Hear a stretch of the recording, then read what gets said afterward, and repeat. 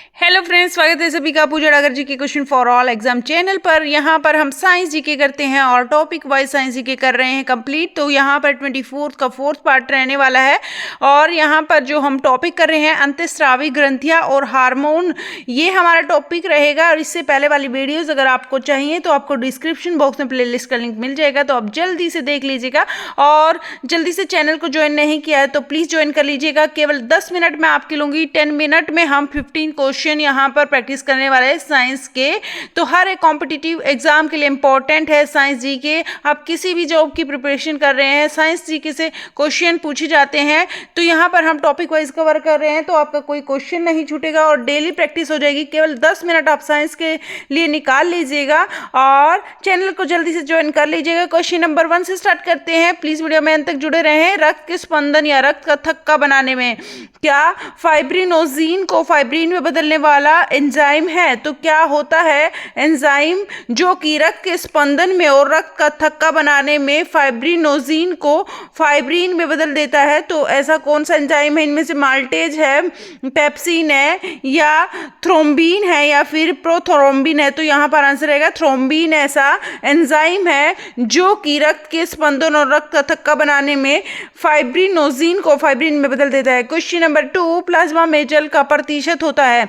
तो प्लाज्मा में जल का कितना प्रतिशत होता है? 70%, 60%, 80%, 90%। तो यहाँ पर आंसर रहेगा 90%। कितना? 90% रहेगा। प्लाज्मा में जल का प्रतिशत होता है 90%। क्वेश्चन नंबर 3, रक्त का पीएच माना जाता है। तो रक्त का जो पीएच मान होता है वो कितना होता है? 6.4 या 5.0 या 7.4 या फिर 8.0। तो यहाँ पर आंसर रहेगा हमारा 7.4। और एग्जैक्ट अगर पेपर में पूछ लिया जाए तो हमारा होता है 7.36 से 7.42। ये रहता है एग्जैक्टली इसका जो मान होता है रक्त का पीएच का मान 7.36 टू 7.42। आगे चलते हैं।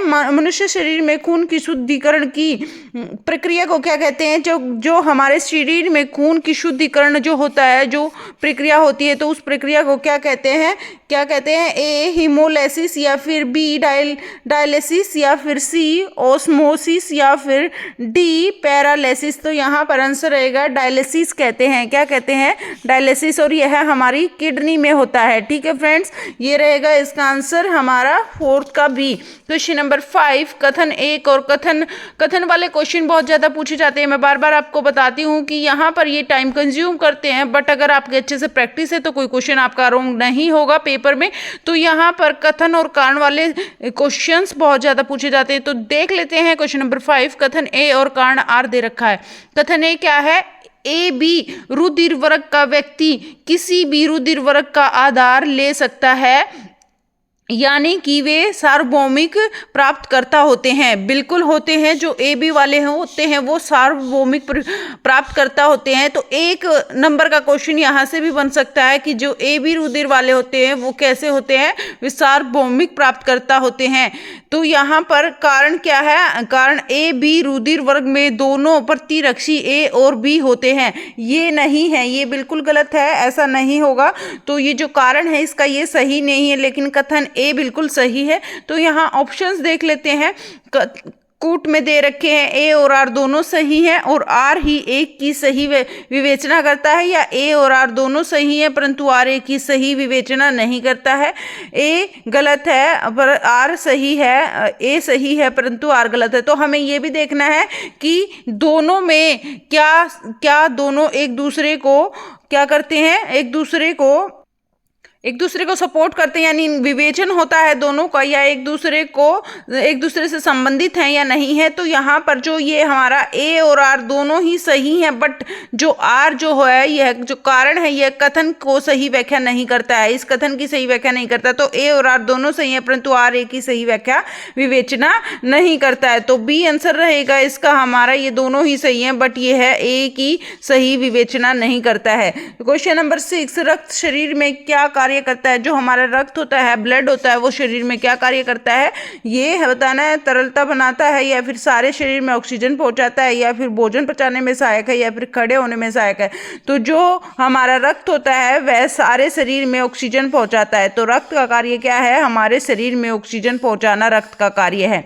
आगे चलते हैं क्वेश्चन नंबर 7 पर। हृदय में कितने कक्ष होते हैं? जो हमारा हृदय होते हैं इसमें कितने कक्ष होते हैं? इसमें कितने होते हैं? 4, 6, 2, 8। तो 4 कक्ष होते हैं हमारे हृदय में। 4 कोष्ठ होते हैं, 4 कक्ष होते हैं। क्वेश्चन नंबर 8, लाल रक्त कणिकाएं मुख्यतः बनाती हैं। जो लाल रक्त कणिकाएं हैं वे क्या बनाती? लाल रक्त कणिकाएं मुख्यतः बनती हैं। तो कहाँ पर बनती हैं? गुर्दे में बनती है, यकृत में बनती है, हृदय में बनती है, या अस्थि मज्जा में बनती है? जो ये होती हैं हमारी रेड ब्लड सेल्स, जिसको आरबीसी भी बोलते हैं। तो लाल रक्त कणिकाएं हिंदी में बोलते हैं इसको।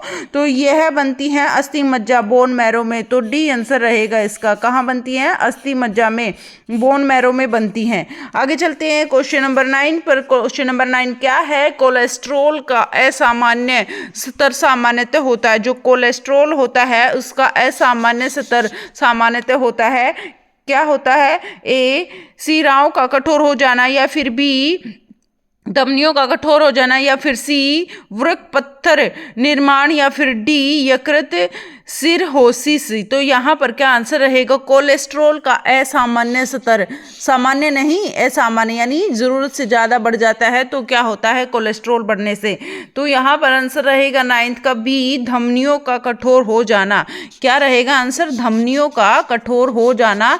यह कोलेस्ट्रॉल का असामान्य स्तर से संबंधित होता है। आगे चलते हैं क्वेश्चन नंबर 10 पर। प्लीज़ वीडियो में जुड़े रहें और वीडियो को लाइक करना ना भूलें। केवल हमारी 10 मिनट की क्लास रहती है और यहाँ पर हमने 15 क्वेश्चन की प्रैक्टिस करनी है 10 मिनट में। तो जुड़े रहिए वीडियो में अंत तक फ्रेंड्स। क्वेश्चन नंबर 10 पर चलते हैं। रुधिर में श्वेत रक्त कणिकाओं की अत्यधिक मात्रा में उपस्थिति को रोग विज्ञान की भाषा में क्या कहते हैं?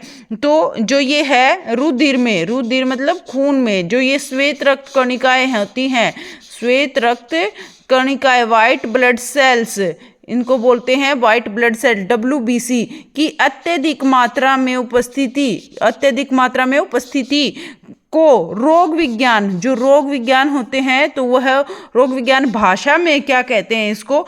ए, ल्यूकेमिया, या फिर बी, एनोक्सिया, या फिर सी, एनीमिया, या फिर डी, सेप्टिसीमिया। तो यहाँ पर क्या आंसर रहेगा इसका? क्वेश्चन नंबर 10 का आंसर रहेगा हमारा ए, ल्यूकेमिया। क्या कहते हैं इसको? ल्यूकेमिया कहते हैं जब WBC की मात्रा अधिक बढ़ जाती है। तो रोग वैज्ञानिक इसको बोलते हैं ल्यूकेमिया। आगे चलते हैं क्वेश्चन नंबर 11 क्वेश्चन क्या है? थैलेसिया के रोगों में शरीर निम्न के संश्लेषण की क्षमता नहीं रखता है। तो किसके संश्लेषण की क्षमता नहीं रखता है? कब?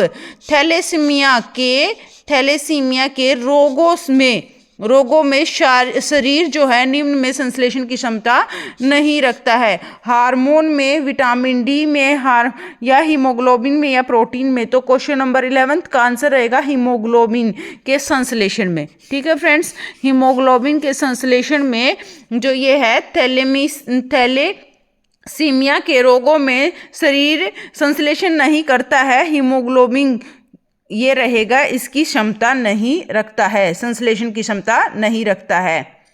आगे चलते हैं क्वेश्चन नंबर 12। हृदय स्पंदन एक विद्युतीय तरंग द्वारा निष्पादित होते हैं जो उपजती हैं। तो उपजती हैं, कैसे उपजती है? जो हृदय स्पंदन है एक विद्युतीय तरंग द्वारा निष्पादित होती हैं जो उपजती हैं। तो रुधिर में, या फिर मस्तिष्क में, या हृदय में, या मेरुरज्जु में।